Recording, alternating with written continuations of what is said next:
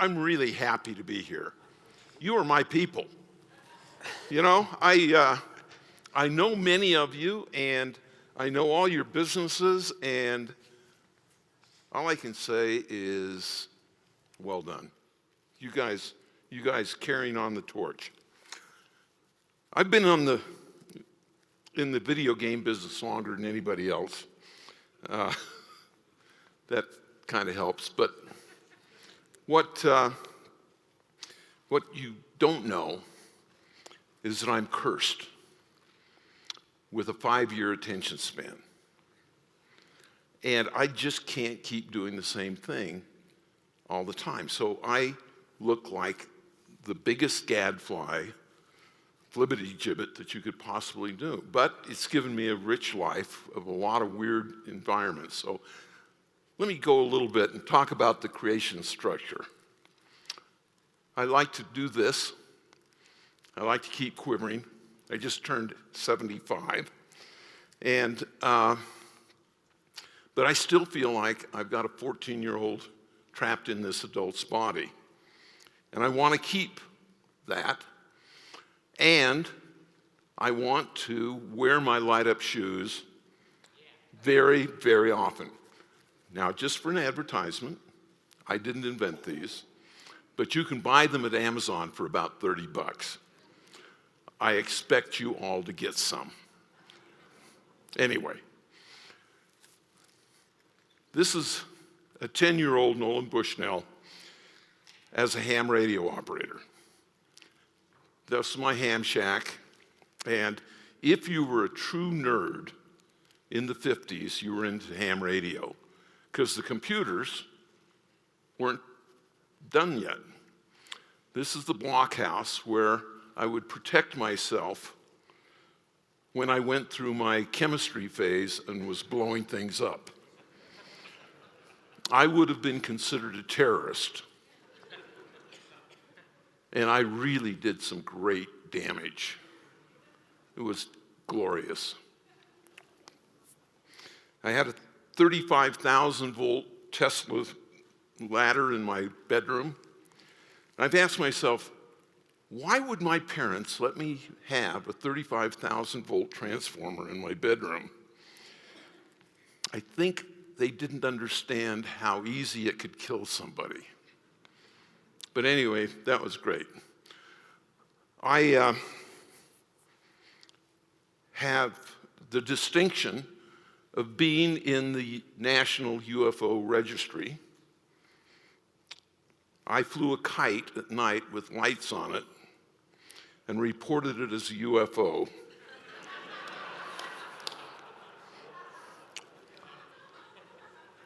And so I've always had this nice blend with the supernatural. Now the formation story. I went to the University of Utah studying engineering, and this was my computer. Well, there's the computer there. And there was a screen that played a game called Space War. Link that game with my summer job. I worked at an amusement park. I was manager of the games department, and I had an arcade, and I knew the economics of the coin-operated game business at 19. And I knew if I could put this screen with a quarter slot on it, that it'd make money in my arcade. But the computer, $500,000 computer, 25 cents for 3 minutes, the math didn't work. But I knew that someday the parts and the computer costs were going to come down. So I graduated, went to work for Ampex in California, and one day across my desk came some TTL circuitry that in the previous 2 months had dropped by 2 orders of magnitude. A $10 part could be purchased for a dime. I was off to the races. I developed a technology that allowed a video game to be played on a regular TV set. And it was just what I was doing at the amusement park. I was dreaming, I was selling, I was building, I was designing, and I licensed the game to Nutting Associates. Nutting Associates was really a great experience. We did a game called Computer Space, but the thing I learned at Nutting is how a company could exist if it was managed by bozos. And I thought, I can start my company because I can make fewer mistakes than these idiots can. And so we came to Atari. This was the Computer Space. And then we did Pong. Pong was magical. And yes, that coin box on the side got full of quarters. The machine stopped working because it couldn't fit any more money in. I said, that's a problem I can fix. And we went on and started manufacturing. We had no money. The company started with $500 of paid-in capital. We had no factory. We had no processes. And so we knew that we had to really move on it or we were going to lose, because the Pong game was simple. Anybody could get the circuit boards printed. We didn't have our patents filed. You know, we had them filed, but they weren't granted at the time. And I said, anybody, Chicago factories, they can jump on us and they can be. A lot of people don't realize, but the Pong game, Atari shipped about 35,000. That's a good number. But we were less than a third of the market. At one time, we had almost 30 competitors. One of my shining moments that I really loved was when the AMOA had a panel discussion on the future of the video game business, and they only asked the people who had copied me. They didn't ask me. Boy, was I pissed. I was sitting in the audience just fuming. I got the mic at the end, after the thing, and I said, this is a fraud. I said, the people on the stage here, they don't have a clue what the future of the video game business is, because they don't know what's in my labs. All they've done is copy. If you want to support them, you'll get me too till the cows come home. If you support me, I'll invent the best games you've ever had that earn better, and we'll create the future together. I got a standing ovation. That's fun. Anyway, I shouldn't get off on that. We did Pong. My partner, Al Alcorn, the guy who actually wired up the circuitry, and Fred, who was he was my CFO, a little too light-fingered. It's another story. There's two innovations here. One was the Pong game, the other was the polka dot shirt. The polka dot shirt did not catch on, but 50-50, that's good enough for most people. We went on and created in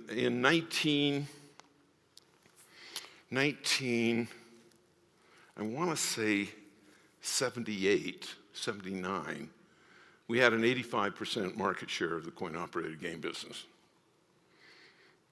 Because we had enough time, we got the processes, we got systems, we got procedures, We got to be pretty good at it. I hired Steve Jobs, who had a good friend, Steve Wozniak, and they did Breakout for me. Steve Wozniak never worked for me, but he was good friends of Jobs, so I put him on the night shift so that Wozniak would show up, and I thought that it was a great strategy. I got 2 Steves for the price of 1. Anyway, went into the consumer business, VCS. And then I decided I wanted to do Coyote Pizza. Now, if you think it's hard to get funding, stop to think about it. We're going to build a pizza parlor, 10 times bigger than any pizza parlor you've ever seen. And it's going to have great big arcade associated with it. And wait, there's more. Talking and singing robotic animals. What could be wrong? How could it fail? Well, behind the scenes, what I knew is that we were selling coin-operated games for about $1,500, $2,000 at the time. And I knew that in their lifetime, they'd make $30,000 to $50,000. It didn't take rocket science to know that I was on the wrong side of the equation. But locations were where the competition was, and I didn't want to compete with my customers who were buying my product. So I said, I'll create a new venue that's basically a life support system for a game room. I'll use pizza because there's a delay time, low food cost. And what I really wanted to do was build a chain of items that had a 40% gross margin at the store level. You can build a business if you can make 40% every year. And that's what we did. But then everybody started copying us. There was Circus Pizza. There was Looney Tunes Pizza. There was Carousel Pizza. There was Showbiz Pizza. And pretty soon, we had more pizza parlors with games than you could shake a stick at. So I sold, and not at the peak, darn it, but boy, did we ever have an engine going. We were building 2 pizza parlors a week. No, two pizza parlors a month, I'm sorry. And how did you do that? We kitted into a 40-foot van a full pizza parlor. You could go into a gray shell, back the van up, unload the pizza parlor, install it. 2 weeks later, we'd have a Chuck E. Cheese going. When I sold it, we were at 250, about half franchises, half company owned. Right now, it's about 550. I helped in the acquisition from the public company that was in Texas by Apollo. They own it now, and they're going to spin it off and take it public again for a market cap of over $2.5 billion. So, you know, I've never had a $1 billion exit. I've created 5 companies that have gone to $1 billion, and I've never had a $1 billion exit. I've still got time. Anyway, let's...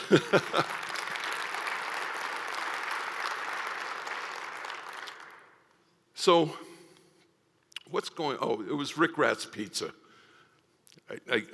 People like me to tell this story.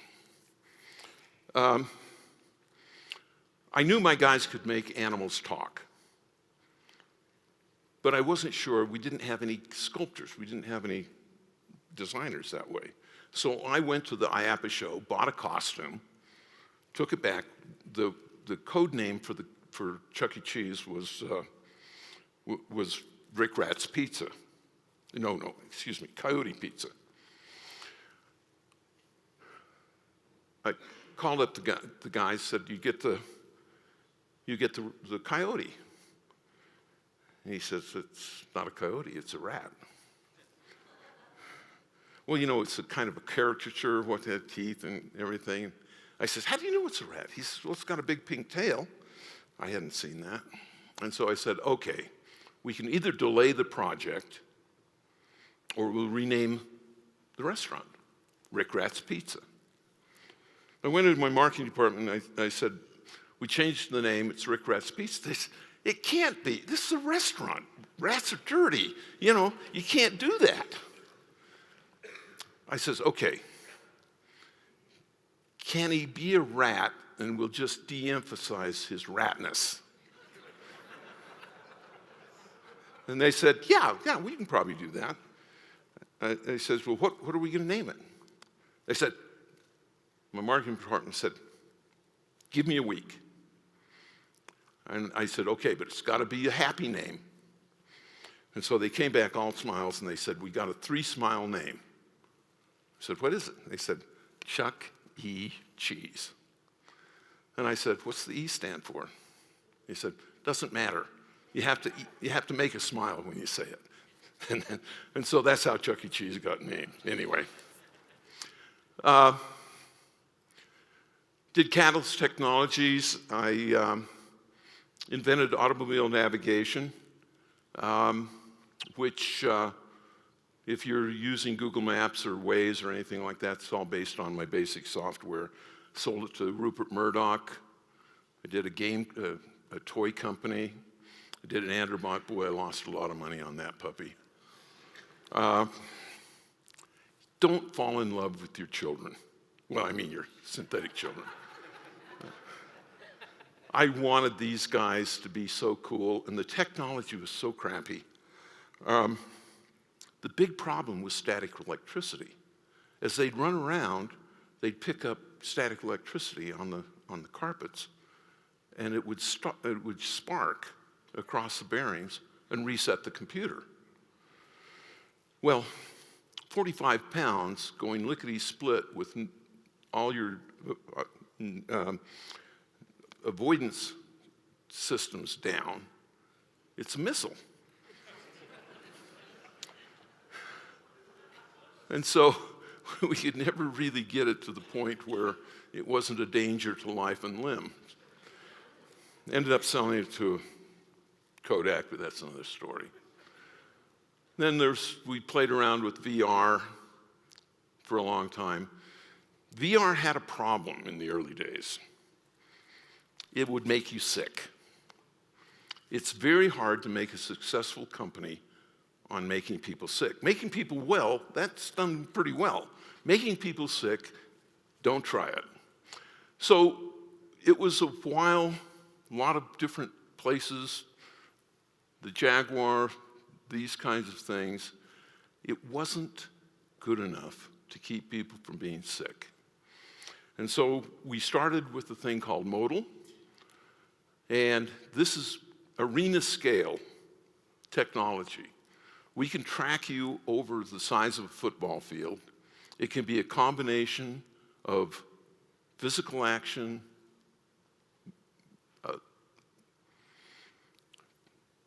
think about this as being able to watch people, athletes, and you can watch them in the virtual world or in the real world.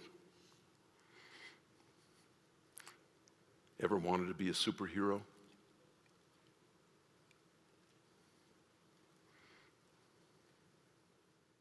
This is kind of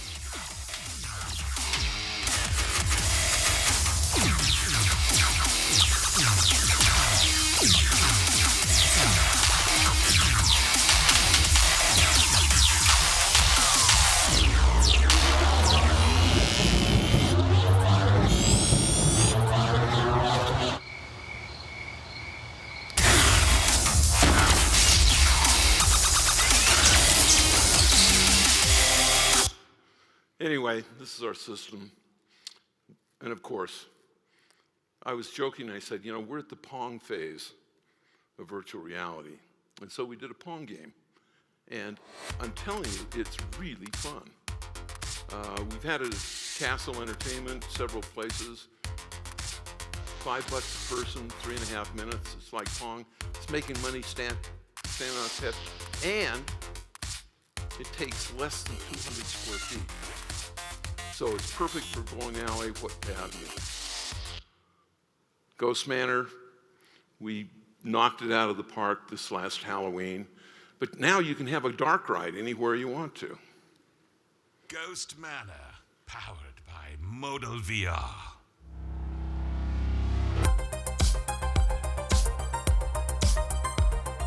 I'm cutting these a little short. This is what we did in LA.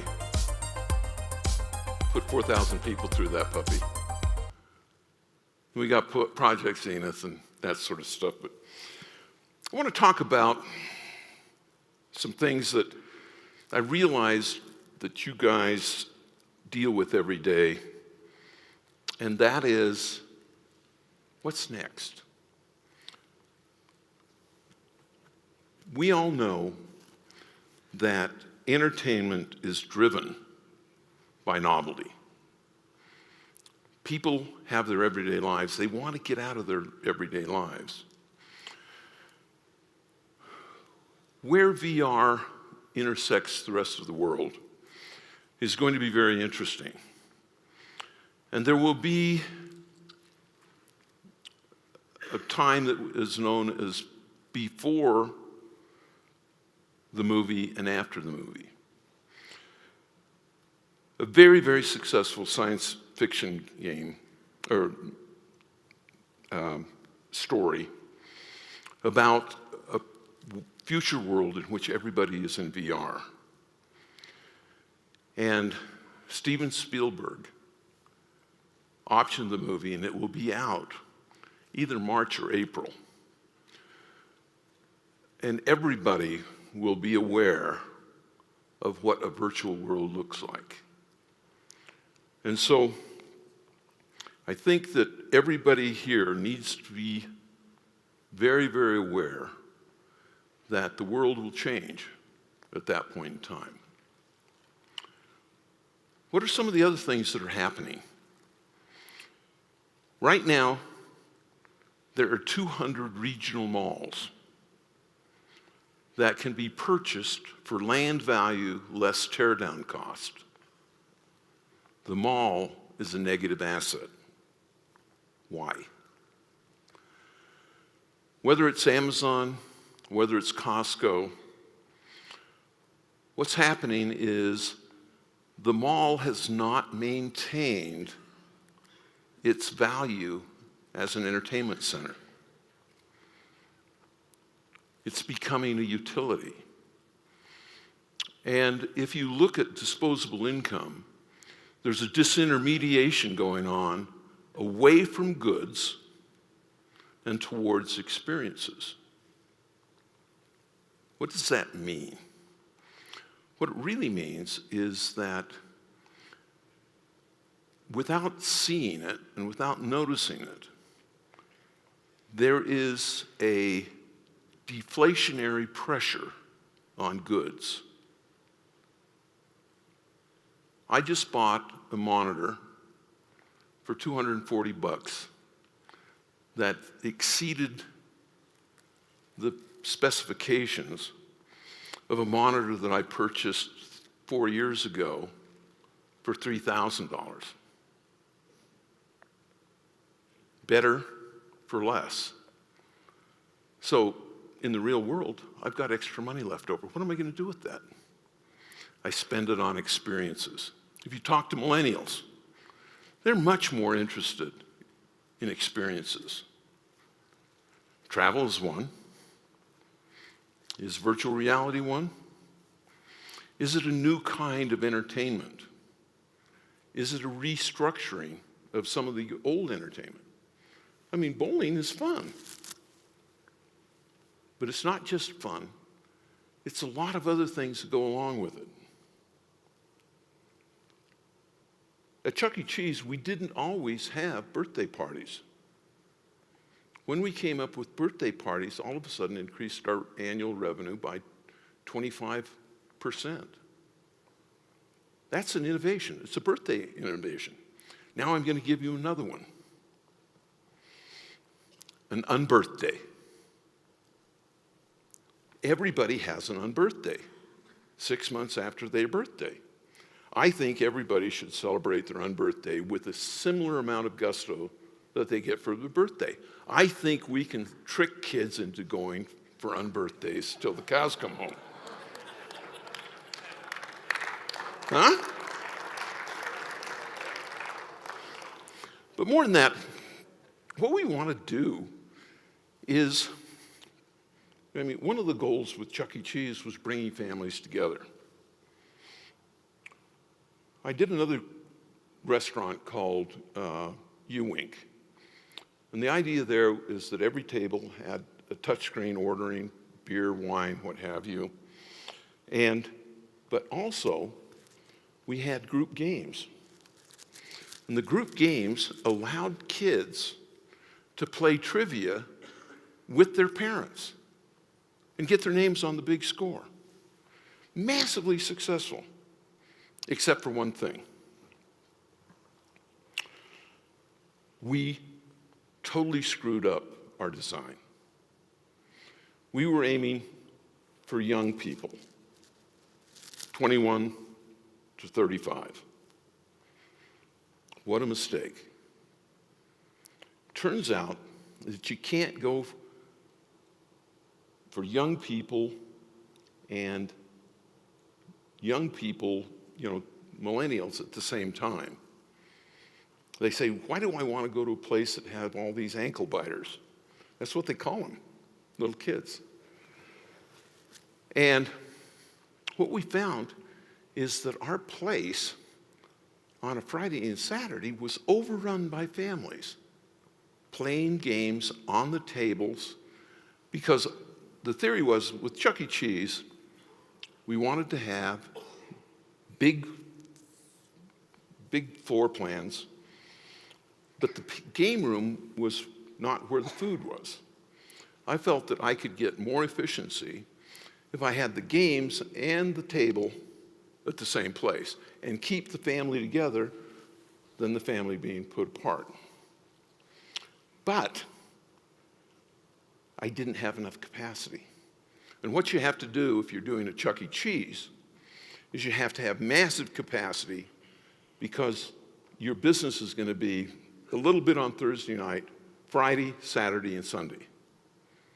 You can shoot a cannon through the place on Monday and Tuesday. Until we did 50 Token Tuesdays. 50 Token Tuesdays were wonderful.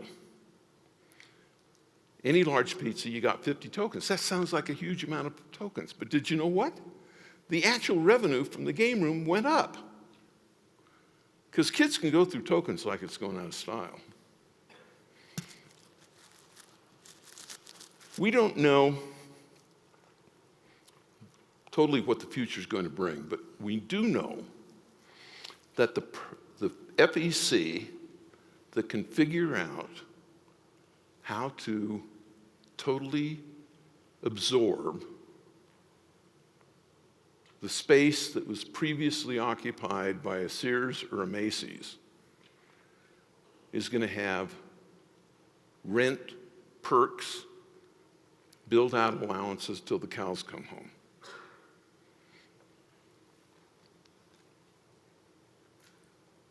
Turning malls that have been steeped in selling goods, if we can turn them into selling experiences, we can make a lot of money.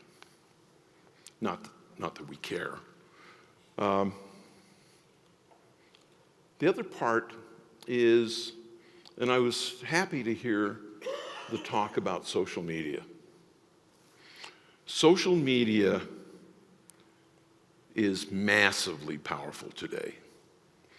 And it's seamless. There are things that are being figured out in social media that I think need to be tested in FECs. Let's take example. Anybody know what a daily buff is? No, it's not taking your clothes off. In games which have in-app purchases, there is a daily buff, which means that you get free stuff every day. So if you're playing Candy Crush, you get 5 lives every day. Because they want you to come back and play every day. What if you have a daily buff at every one of your FECs? Every time you come back, you get $5 in game credits. Maybe you have to have a beer with it. Because, kids will do that all day long. So you have to figure out a way to separate that one. But it's really successful in in-app purchases games. Instagram, Snapchat. There are businesses that are driven by those metrics all by itself. How many have heard of the Ice Cream Museum? For those of you who haven't, and I really apologize, I should have put those up on my deck. Ice Cream Museum is what has been dubbed a selfie museum. Go into the website and take a look at it. It is nothing more than backgrounds so that you can take selfies with you and your friends and post them on your social media pages. In order to get to do that, you pay $30.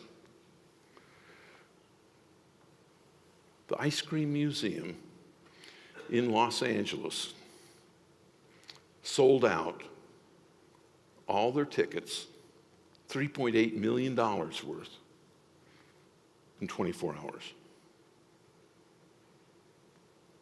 Just so people could take pictures of each other.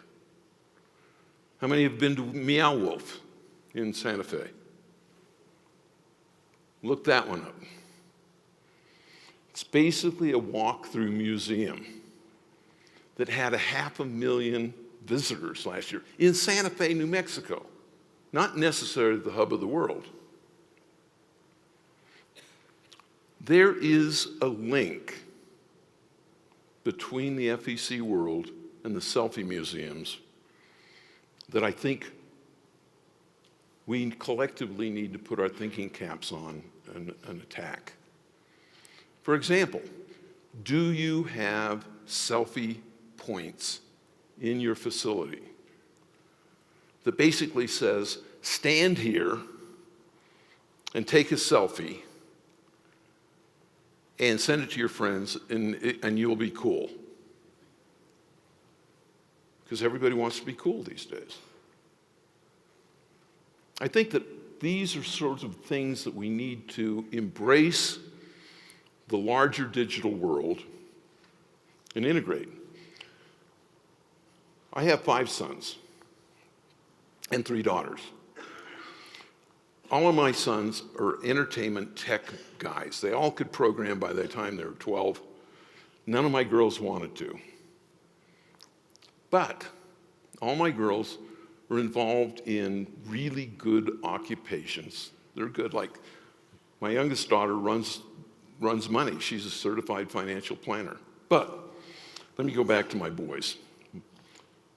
My oldest son, Brent, just finished his second round. He's raised $34 million now, I think. And he's building a micro amusement park in Los Angeles. And why has he raised that much money? Because we believe that there is a place for unique experiences. And I love all you guys from Benchmark and ICE and what have you, but you operate under a constraint, and the constraint is that you have to be able to package your stuff up and ship it. What we're focusing on at 2-Bit Circus is creating games that are integrated into the environment. Some of them are actually hard to put a coin mech on. We have to be able to monetize them through another way. But they're fun. And if you can drive enough fun into a place, you can always figure out a way to make some money. But with all innovations, you've really got to be scared a little bit and humble. I started out humble and scared, and then I got successful and I got less humble. But it reminds me of my dad's favorite phrase. And excuse the language, but he was in a previous non-politically correct era. He said, about the time you think the sun shines out of your ass, all you have is an illuminated landing area.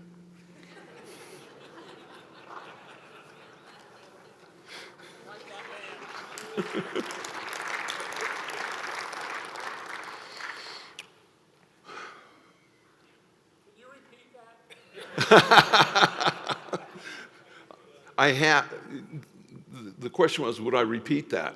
Yes, I've done it many times. Do you know what happens? When you get arrogant, you get sloppy. You get thinking that because your name is Nolan Bushnell, that the rules don't apply. Wrong. They apply even more. Yeah, you get some benefits here and some benefits there, but in general, business is hard. There are people out there that want to take you down. And you got to be on your game all the time. You just can't let the bastards gain on you. Not a little bit. And you play game hard, but you play fair. And you make it happen.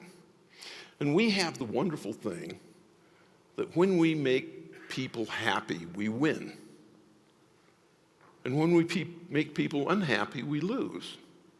And so we have to remember that our sacred goal is to make people happy and to charge fair prices for a fair amount of fun. And if we can get some education in there, that's good. And if we can totally have a better life for ourselves and our family, it's a good life. And you're going to see some very interesting games coming out of my company in the next little while. Yeah, you say, Nolan, you're 75 years old. Why don't you retire? And the real answer is I haven't done a billion-dollar exit yet. And that really pisses me off. So thank you very much for putting up with my ramble.